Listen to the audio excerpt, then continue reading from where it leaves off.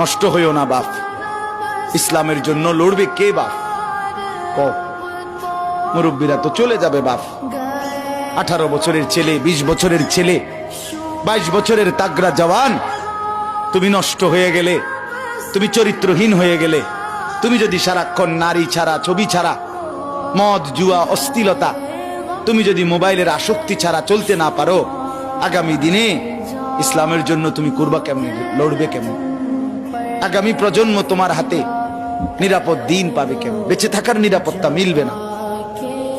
বেঁচে থাকা 53 বছর বাংলাদেশের বয়স, 53 বছরের সমাজে বেনামাজির সংখ্যা যদি এত বেশি হয়, 53 বছরের ভিতরে মোবাইলে আসক্ত যুবকের সংখ্যা যদি এত বেশি হয়, 53 বছরের ভিতরে বেপর্দা নারীর পরিমাণ যদি এত বেশি হয়, এত মসজিদ মাদ্রাসা চারদিকে থাকার পরেও যদি এই মসজিদ মাদ্রাসা ষড়যন্ত্রের কারণে কমে যায়,